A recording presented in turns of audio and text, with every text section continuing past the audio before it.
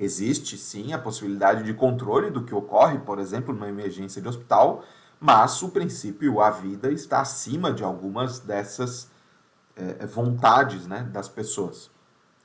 Até porque a gente precisa defender a vida antes do próprio controle, né, das atividades estatais. Uma pessoa precisa ser salva primeiro para depois ter esse controle, né?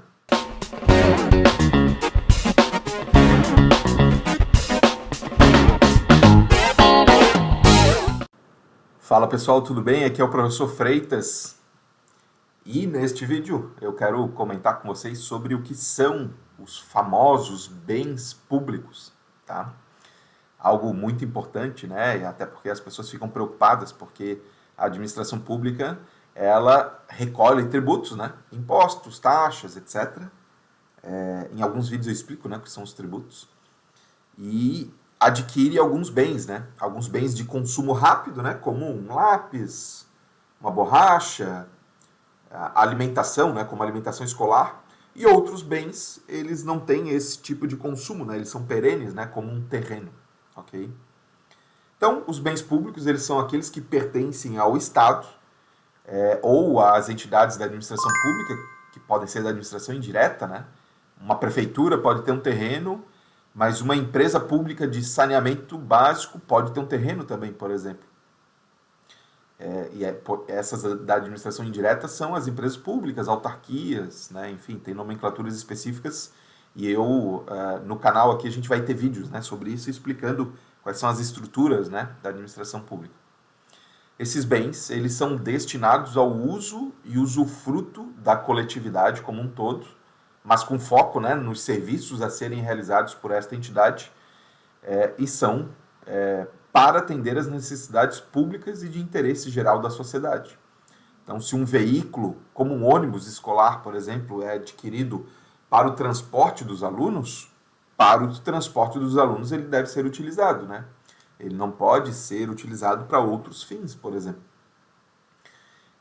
E a gente tem uma nomenclatura, né? A gente tem uma classificação, melhor dizendo, de duas grandes categorias, né, de bens públicos.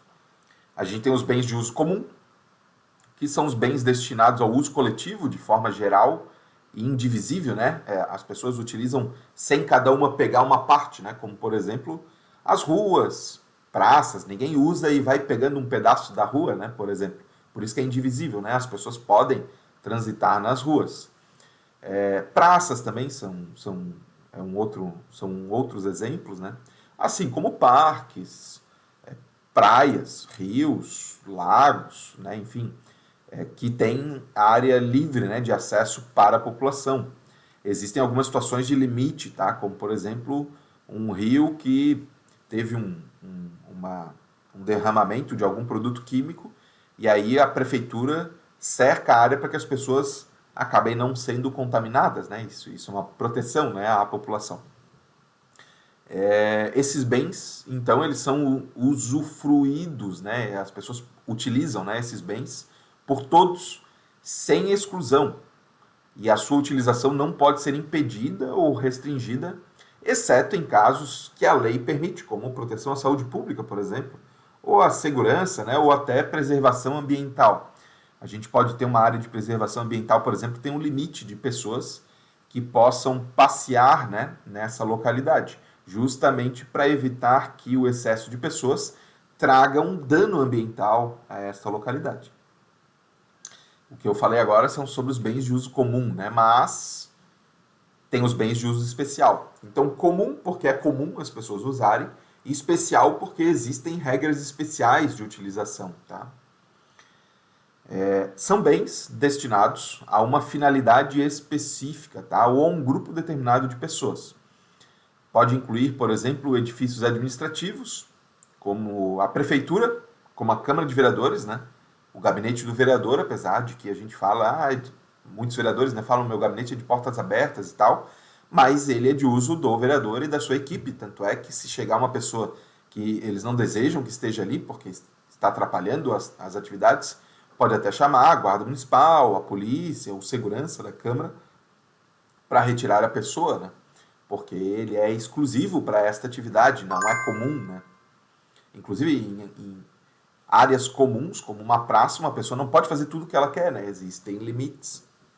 E para esses bens de uso especial, eles têm um foco previamente estabelecido, né? Eu falei de edifícios administrativos, mas, por exemplo, nas escolas, há uma necessidade de uso desses bens de maneira especial para ensino, ok? Outras atividades não podem ser permitidas.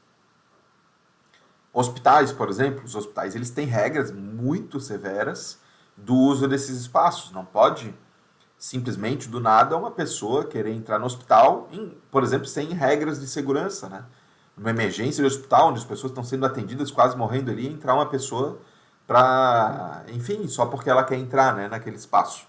Existe, sim, a possibilidade de controle do que ocorre, por exemplo, numa emergência de hospital, mas o princípio, a vida, está acima de algumas dessas vontades, né, das pessoas. Até porque a gente precisa defender a vida antes do próprio controle, né, das atividades estatais. Uma pessoa precisa ser salva primeiro para depois ter esse controle, né? Também existe, por exemplo, um bem de uso especial muito específico, são os presídios, né? Só vai para lá a pessoa que foi condenada, né, ou que teve uma decisão específica judicial sobre essa situação. Algumas estradas podem ser de uso especial, como as estradas pedagiadas, né? Só transita naquela estrada quem pagar o pedágio, por exemplo. Isso está permitido na Constituição da República Federativa do Brasil, tá? Aeroportos também, existem regras de uso de aeroporto. Tem outros, né? Outros variados. Esses bens, eles são utilizados para o desempenho das atividades estatais e podem ter restrições de acesso ou uso por parte da população, justamente porque eles são adquiridos e são utilizados para fins de interesse público específico, né? Então há uma limitação àquelas pessoas que tenham relação direta com a finalidade específica do bem, né? Ou melhor, que não tenham, né, uma ligação direta com o bem.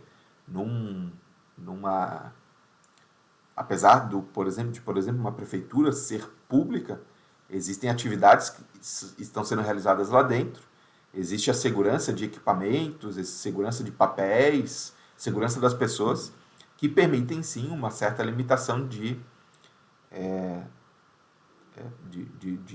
entrada, né, em algumas situações. Mas, obviamente, que se for, por exemplo, para uma atividade fiscalizatória, para saber se, por exemplo, num posto de saúde o médico está lá atendendo, obviamente que a fiscalização, o controle, ele entra em conflito com algumas normas, né, de cuidados. Se eu sou um vereador e eu quero entrar num posto de saúde para entender se o médico, se a enfermeira, se o enfermeiro, enfim, se o farmacêutico, qualquer um dos funcionários está trabalhando no horário de expediente mesmo, ou se não está em outro local fazendo uma outra atividade que não deveria, existe uma necessidade de se entender que este trabalho de fiscalização também é importante, né? Para que se tenha uma noção exata de que há um cumprimento dos deveres por parte desses servidores públicos. Mas esse tema vai ficar para outro vídeo porque ele é um pouco mais complexo. Espero que você tenha gostado desse vídeo. Não esqueça aí de deixar a sua sugestão, né, o seu comentário, e de também curtir e compartilhar o meu conteúdo para chegar a mais pessoas, para elas entenderem como funciona aí uma cidade e como elas podem entender qual é o futuro, né, das cidades. Forte abraço aí e até a próxima. Tchau, tchau.